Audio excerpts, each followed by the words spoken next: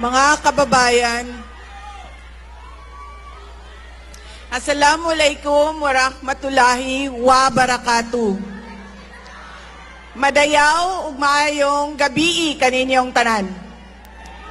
Magandang gabi sa inyong lahat. Una na sa lahat, ialay natin ang pasasalamat sa Diyos para sa araw na ito. Pangalawang pagpapasalamat ay sa inyong lahat na nasa ilalim ng ulan, gutom, walang ayuda,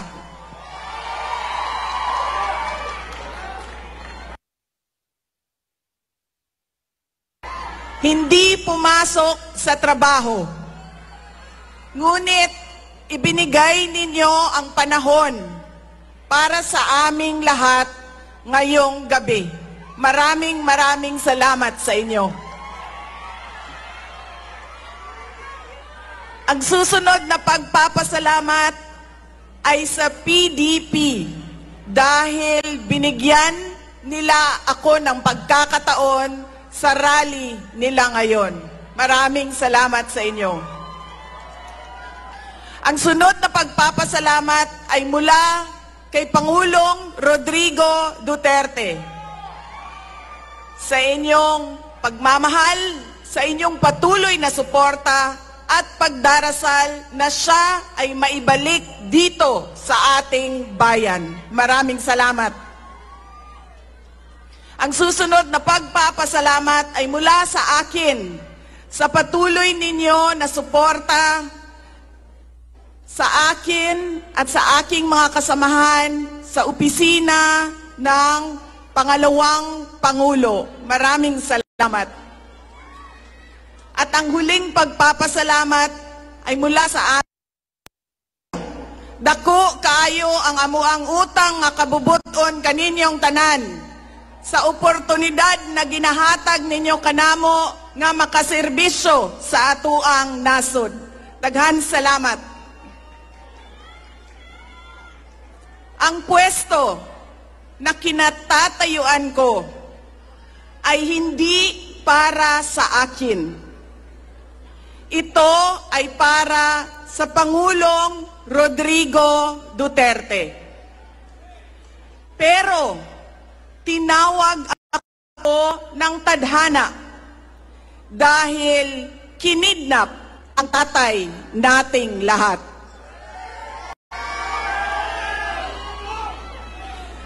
Sa pagkakataong ito, nakatayo ako sa entablado at humaharap sa inyo, hindi bilang kandidato.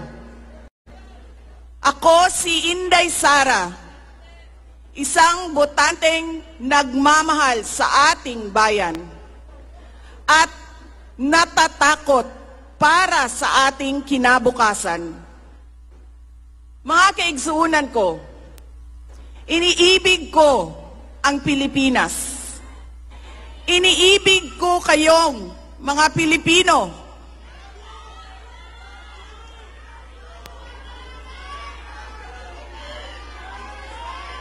I love you too.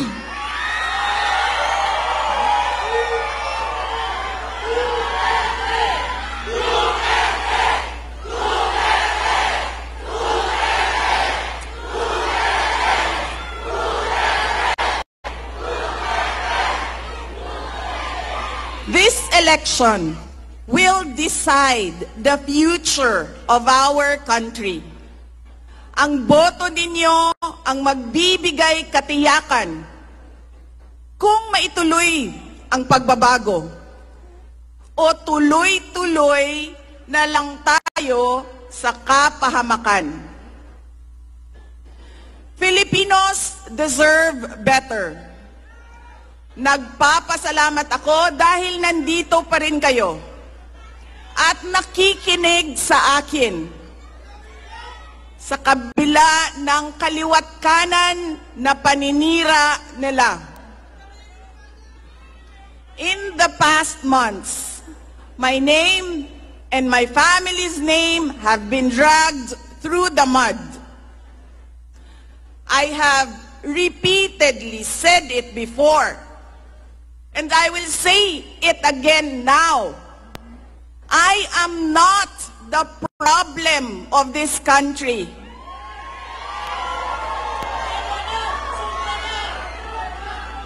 Hindi ako ang problema ng Pilipinas. Hindi Duterte ang problema ng Pilipinas. Sino nga ba ang tunay na makikinabang kung tuluyan ng burahin sa mundo ang pamilyang Duterte? Hindi ang mga Pilipino. Lalo nang hindi makikinabang ang mga biktima sa krimen, mga walang trabaho, mga naghihirap, o maging ang mga nagugutom. What we are witnessing is a systematic demolition job against political opponents that once dared to put the country first, even if it meant going against the most powerful interests in our homeland. Sa kasamaang palad, iniluklok natin ang isang leader na walang kakayahang maintindihan ang tunay na kalagayan ng mga Pilipino. At higit sa lahat, hindi kayang magdesisyon para sa kapakanan ng sambayanan. Pinagbabayaran natin ngayon ang pagpili ng maling leader. Nakikita natin ang lantaran at walang pakundangang paglabag sa ating saligang batas. Pinamumunuan din tayo ngayon ng isang taong patuloy pa rin tumatanggi, sumailalim sa isang pampublikong hair follicle drug test.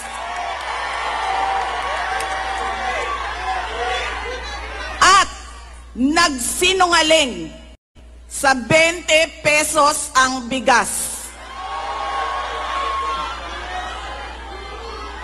Ang masakit pa, nakuha nilang kidnapin ang dating Pangulo at dali-dalian nilang itinapon sa ibang bansa upang litisin ng mga dayuhan. Ngunit, higit pa sa mga kabiguang ito ay isang mas malalim na pambabastos at panghiinsulto sa ating mga Pilipino. Iniinsulto nila tayo sa paggamit ng ayuda upang bilhin ang boto ng mga tao. Ang ayuda ay hindi naman likas na masama. Sa katunayan, marami ang natulungan ito noong panahon ng pandemya. Ngunit, kapag ginamit ito para manipulahin kayo at pagsamantalahan ang inyong kahirapan upang manatili sila sa kapangyarihan, nagiging sandata ito ng pang-aabuso. Again, Filipinos deserve better. We must return to long-term, concrete programs, not short-term dole-outs that are being abused by those in power. Ang kailangan ng Pilipino ay isang mabisang food security program. Isang programa na tutugon sa problemang pinakamalapit sa bituka, ang gutom.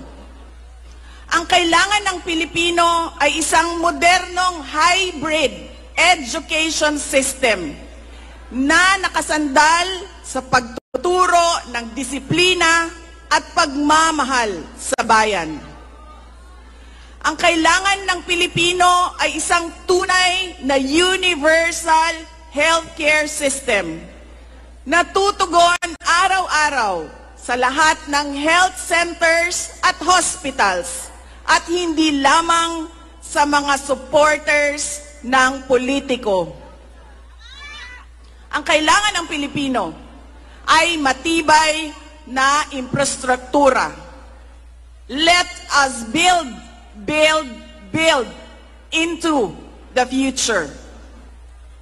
Ang kailangan ng Pilipino ay oportunidad sa hanap buhay at trabaho dito sa loob ng ating bayan.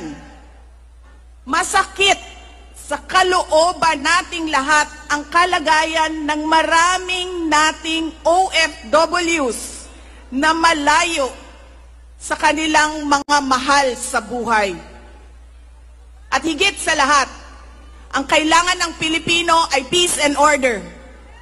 Kailangan nating ganap na puksain ang kriminalidad, illegal na droga, terorismo, at insurgency sa pamamagitan ng makatotohanang non-partisan Philippine National Police na suportado ng ating sandatahang lakas.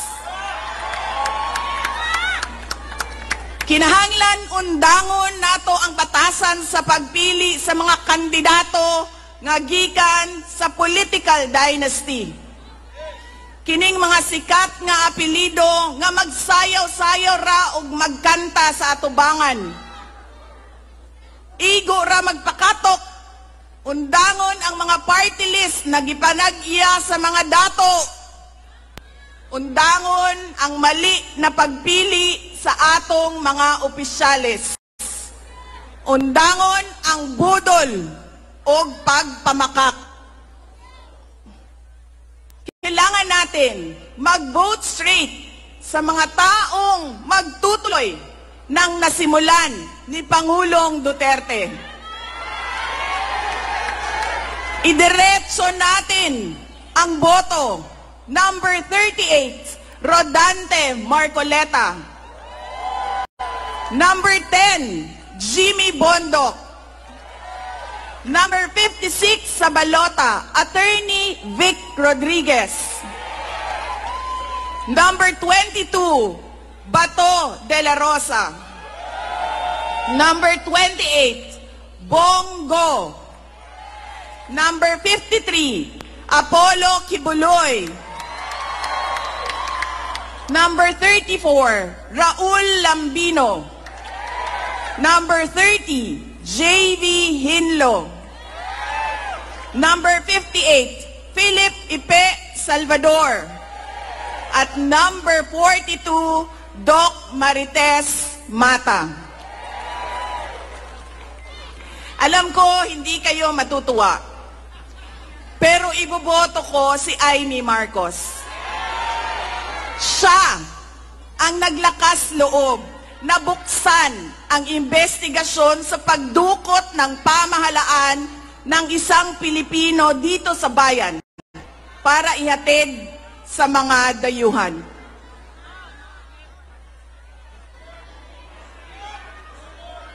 Iboboto ko rin si Camille Villar dahil sa kanyang karanasan bilang mambabatas sa House of Representatives na makakatulong sa isang tunay na pagbabago sa Senado.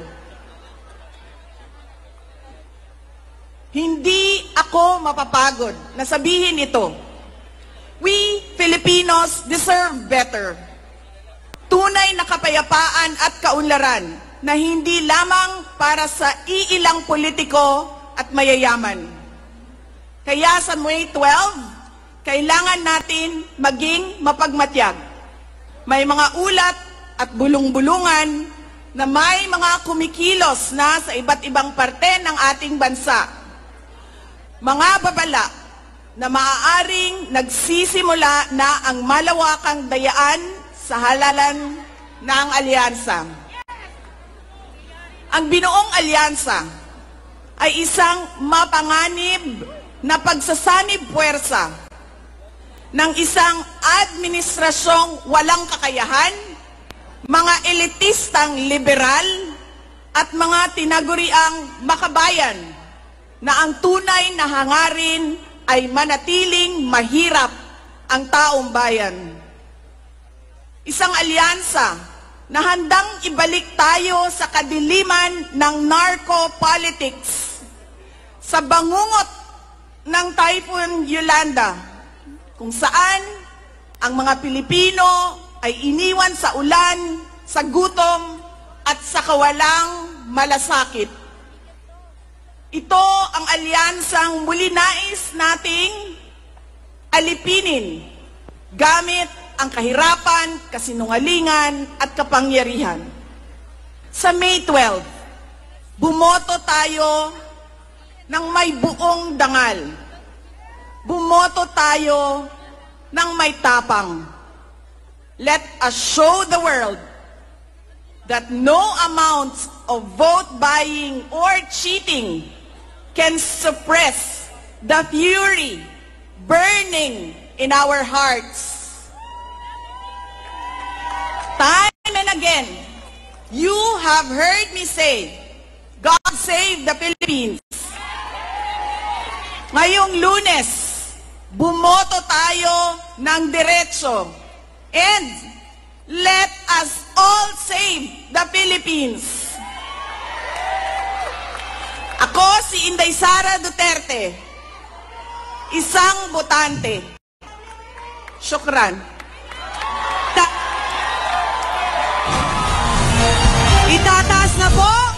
Tawagin na natin ang ating Duterte upang iangat ang kanilang kamay ng ating minamahal na Vice Presidente.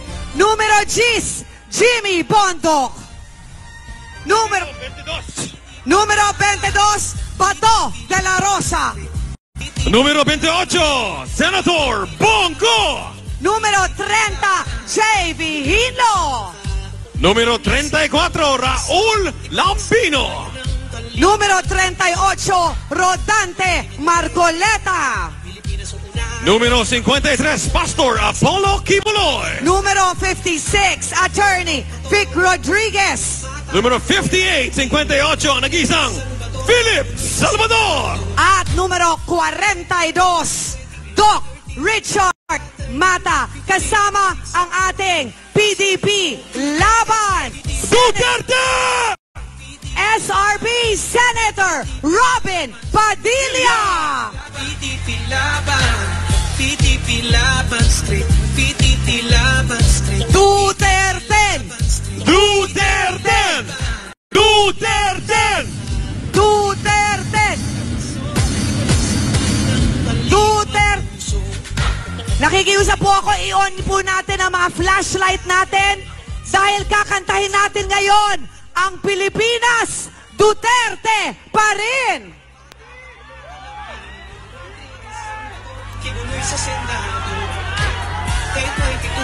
I-on natin para makita ng buong Pilipinas kung gaano tayo kadami dito sa Liwasang Bonifacio.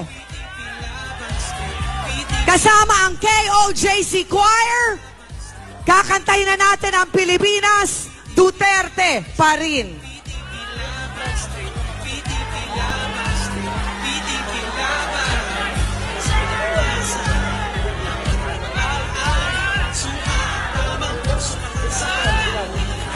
Duterte!